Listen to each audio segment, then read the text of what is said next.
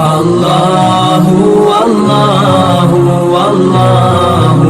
رب اشرح لی صدری ویسر لی امری واحلل عقدۃ من لسانی یفقہوا قولی اعوذ باللہ من الشیطان الرجیم بسم اللہ الرحمن الرحیم شہد اللہ انہ لا الہ الا ہوا، اللہ نے گواہی دی کہ کسی کی بندگی نہیں اس کے سوا، والملائکۃ واولو العلم قائما بالقسط، اور فرشتوں نے اور علم والوں نے بھی وہی حاکم انصاف کا ہے، لا الہ الا هو العزیز الحکیم، کسی کی بندگی نہیں سوا اس کے زبردست ہے حکمت والا، ان الدین عند اللہ الاسلام، بے شک دین جو ہے اللہ کے یہاں سو یہی مسلمانی حکم برداری، وما اختلف الذین اوتوا الکتاب، اور مخالف نہیں ہوئے کتاب والے، الا من بعد ما جاءہم العلم بغیا بینہم، مگر جب ان کو معلوم ہو چکا آپس کی ضد اور حسد سے، وَمَن يَكْفُرْ بِآيَاتِ اللَّهِ فَإِنَّ اللَّهَ سَرِيعُ الْحِسَابِ،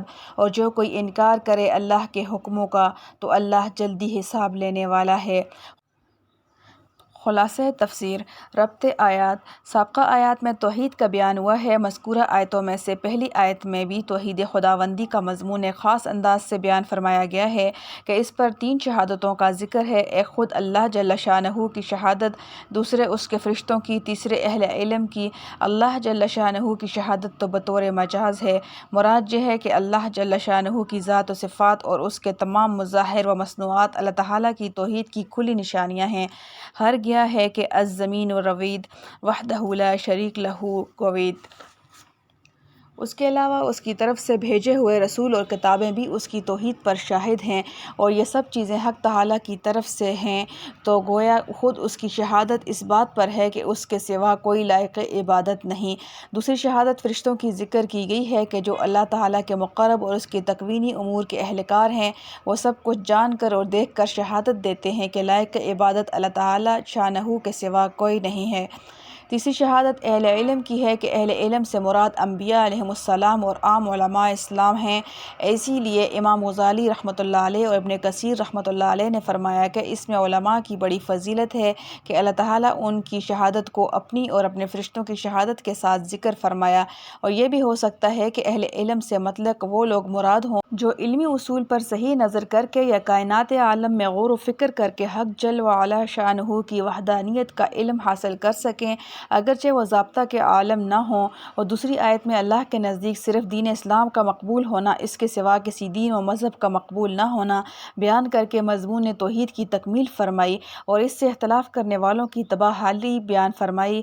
مختصر تفسیر ان دونوں آیتوں کی یہ ہے، گواہی دی ہے اللہ نے کتب سماویہ میں اس مضمون کی کہ بجز اس ذات پاک کے کوئی معبود ہونے کے لائق نہیں، اور فرشتوں نے بھی اپنی ذکر و تسبیح میں اس کی گواہی دی ہے کیونکہ اس کے اذکار توحید سے بھرے ہوئے ہیں، اور دوسرے اہل علم نے بھی اپنی تقریرات و تحریرات میں اس کی گواہی دی ہے، جیسا کہ ظاہر ہے، اور معبود بھی وہ اس شان کے ہیں کہ ہر چیز کا اعتدال کے ساتھ انتظام رکھنے والے ہیں، اور پھر کہا جاتا ہے کہ اس کے سوا کوئی معبود ہونے کے لائق نہیں، وہ زبردست ہیں، حکمت والے ہیں۔ بلا شبہ دین حق اور مقبول اللہ تعالیٰ کے نزدیک صرف اسلام ہی ہے،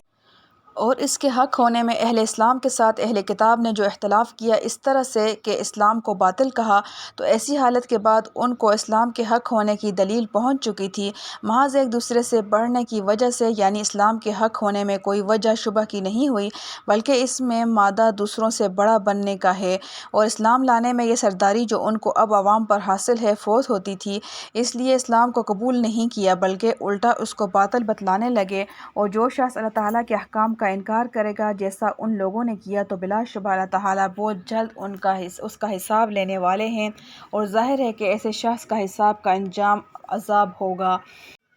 معارف و مسائل۔ آیت شہادہ اللہ الہیر کے فضائل۔ یہ آیت شہادت ایک خاص شان رکھتی ہے۔ امام تفسیر بغوی رحمۃ اللہ علیہ نے نقل کیا ہے کہ یہود کے دو بڑے عالم ملک شام سے مدینہ طیبہ میں وارد ہوئے، مدینہ کی بستی کو دیکھ کر آپس میں تذکرہ کرنے لگے، یہ بستی تو اس طرح کی ہے جیسے کہ جس کے لیے تورات میں پیشن گوئی آئی ہے کہ اس میں نبی آخر الزماں صلی اللہ علیہ وسلم قیام پذیر ہوں گے۔ اس کے بعد ان کو اطلاع ملی کہ یہاں کوئی بزرگ ہیں جن کو لوگ نبی کہتے ہیں، یا حضرت صلی اللہ علیہ علیہ وسلم کی خدمت میں حاضر ہوئے۔ آپ صلی اللہ علیہ وسلم پر نظر پڑتے ہی وہ تمام صفات سامنے آ گئیں جو تورات میں آپ صلی اللہ علیہ وسلم کے لیے بتلائی گئی تھیں۔ حاضر ہو کر عرض کیا کہ آپ صلی اللہ علیہ وسلم محمد صلی اللہ علیہ وسلم ہیں؟ آپ صلی اللہ علیہ وسلم نے فرمایا ہاں۔ پھر عرض کیا کہ آپ صلی اللہ علیہ وسلم احمد صلی اللہ علیہ وسلم ہیں؟ آپ صلی اللہ علیہ وسلم نے فرمایا ہاں، میں محمد صلی اللہ علیہ وسلم ہوں اور احمد صلی اللہ علیہ وسلم ہوں۔ پھر عرض کیا کہ ہم آپ صلی اللہ علیہ وسلم سے ایک سوال کرتے ہیں،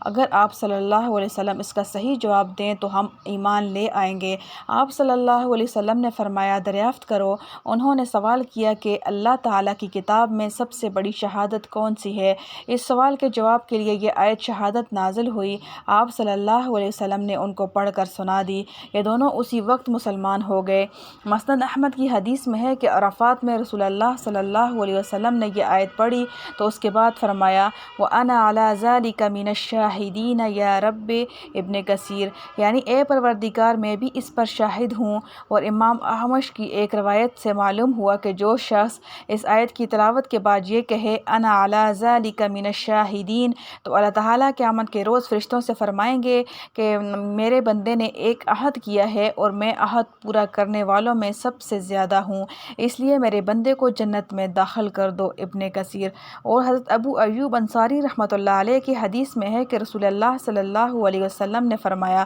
جو شخص ہر نماز فرض کے بعد آیت الکرسی اور آیت شہید اللہ اور قل اللہم مالک الملک سے بغیر حساب تک پڑھا کرے تو اللہ تعالیٰ اس کے سب گناہ معاف فرمائیں گے اور جنت میں جگہ دیں گے اور اس کی 70 حاجتیں پوری فرمائیں گے جن میں سے کم حاجت اس کی مغفرت ہے۔ روح المعانی بحوالہ ویلمی۔ الحمدللہ حمدا کثیرا طیبا مبارکا فیہ کما یحب ربنا ویرضی۔ ربنا ظلمنا انفسنا وان لم تغفر لنا وترحمنا لنکونن من الخاسرین۔ ربنا آتنا فی الدنیا حسنة وفی الآخرة حسنة وقنا عذاب النار۔ ربنا تقبل منا انک انت السمیع العلیم۔